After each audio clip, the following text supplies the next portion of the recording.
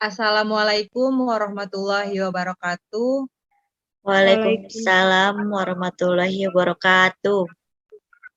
Selamat malam semuanya. Saya Nurul Saufiana dan teman-teman saya. Saya Is Permatasari. Dan saya Neti Herawati. Kami akan mempresentasikan tugas Corporate and Human Relation Chapter 9 yang berjudul Handle Conflict and Negotiation.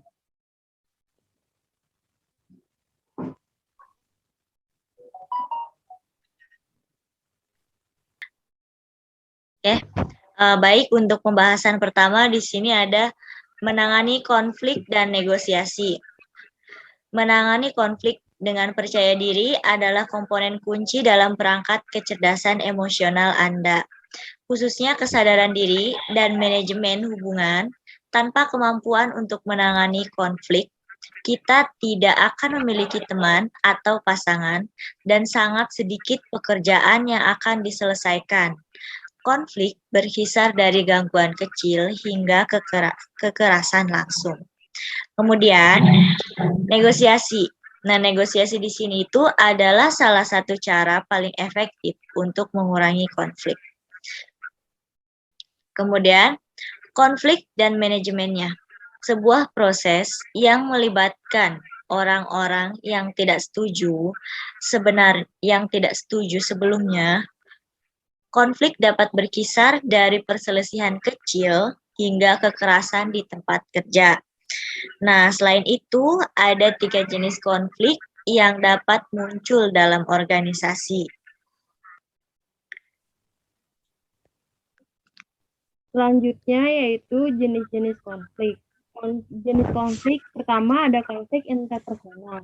Dapat muncul karena adanya perbedaan peran. Konflik peran jenis lain dari konflik interpersonal, termasuk memiliki dua deskripsi pekerjaan yang berbeda, yang tampaknya saling eksklusif. Jenis konflik ini dapat muncul jika Anda adalah kepala satu tim, tetapi juga anggota tim lain. Konflik interpersonal ketiga melibatkan ambiguitas peran. Maksudnya adalah ketika Anda tidak yakin apa yang diharapkan atau diinginkan, Anda merasa tidak mampu untuk melakukan tugas tersebut. Yang kedua, konflik antar pribadi sering terjadi muncul karena persaingan, seperti yang ditunjukkan oleh contoh Dell or Apple, atau karena perbedaan kepribadian atau nilai. Yang ketiga, konflik antar kelompok. 4 adalah konflik yang terjadi antar kelompok yang berbeda. Apakah konflik itu selalu buruk? Konflik dapat menjadi disfungsional jika melumpuhkan organisasi, mengarah pada kekerasan di tempat kerja. Anehnya, jumlah konflik yang moderat sebenarnya bisa menjadi bagian yang sehat dari kehidupan organisasi. Untuk memahami bagaimana mencapai tingkat konflik yang positif, kita perlu memahami akar penyebab, konsekuensi, dan alat untuk membantu mengelola dampak konflik yang terlalu banyak atau terlalu sedikit dapat mengganggu kinerja. Jadi, jika konflik terlalu rendah, maka kinerja juga rendah. Sebaliknya, jika konflik terlalu tinggi, maka kinerja cenderung rendah. Next.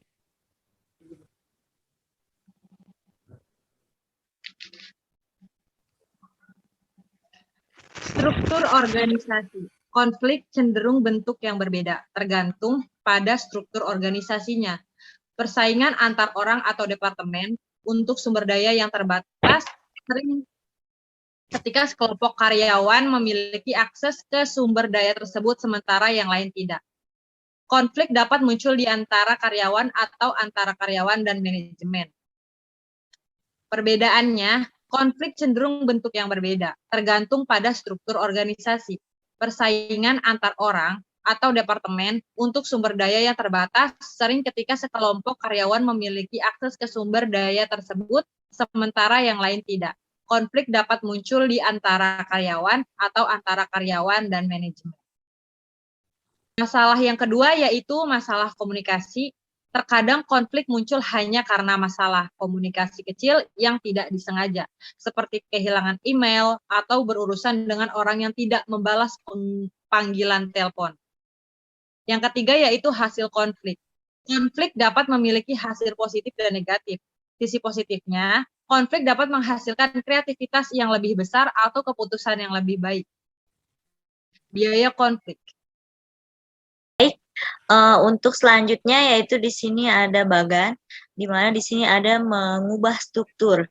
Ketika struktur menjadi penyebab konflik disfungsional, perubahan struktural dapat menjadi solusi untuk menyelesaikan konflik tersebut.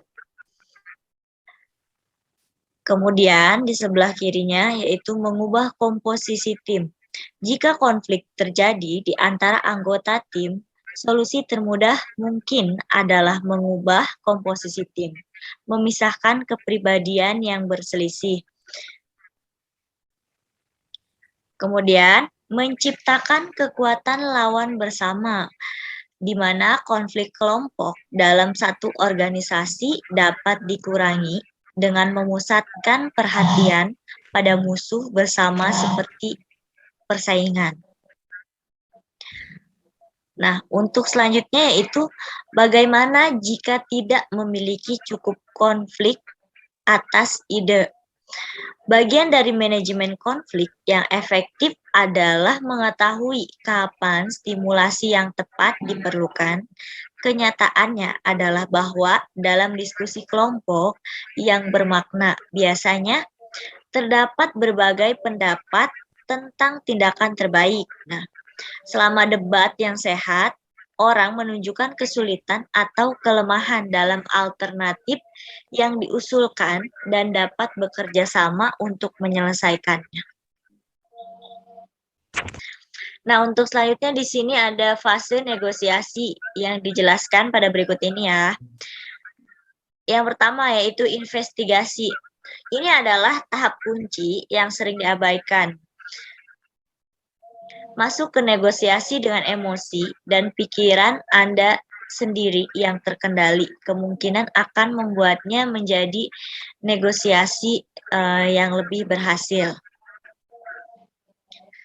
Kemudian di sini ada perundingan, di mana bagian alami dari proses ini adalah membuat konsesi, yaitu menyerahkan satu hal untuk mendapatkan sesuatu yang lain sebagai balasannya.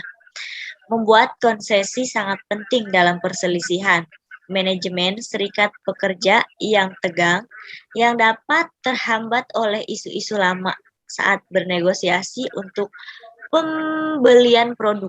Misalnya, Anda mungkin setuju untuk membayar harga yang lebih tinggi sebagai imbalan untuk mendapat produk lebih cepat. Ini perundingan. Jadi, ada feedback yang baik di antara kedua belah pihak gitu ya.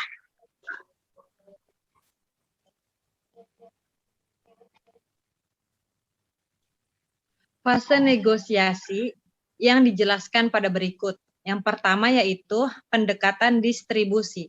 Artinya negosiator melihat situasi sebagai kue yang harus mereka bagi di antara mereka. Yang kedua yaitu membiarkan ego Anda menghalangi. Hanya memikirkan diri sendiri adalah kesalahan umum, seperti yang kita lihat dalam kasus pembuka.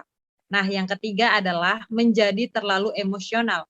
Negosiasi pada dasarnya bersifat emosional.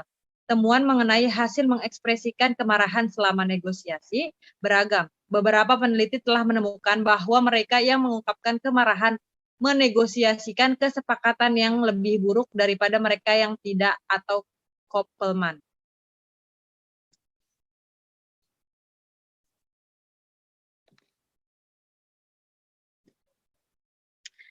Berikut ini ada tips sukses negosiasi. Yang pertama yaitu arbitrase. Arbiter adalah pihak ketiga yang netral, jadi penengah ya. Tetapi keputusan yang dibuat oleh arbiter bersifat final. atau akhir. Penghargaan dibuat secara tertulis dan mengikat pihak-pihak yang terlibat dalam kasus tersebut. Kemudian ada arbitrase mediasi. Adalah umum untuk melihat mediasi diikuti oleh arbitrase.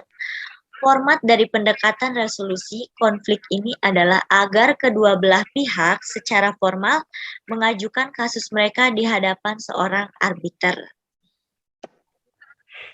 Oke, lanjutan dari tips sukses negosiasi yaitu etika dan negosiasi. Etika menetapkan cara melakukan apa yang benar, adil, dan jujur. Lalu, cara utama, tidak memahami budaya seseorang atau sekelompok orang yang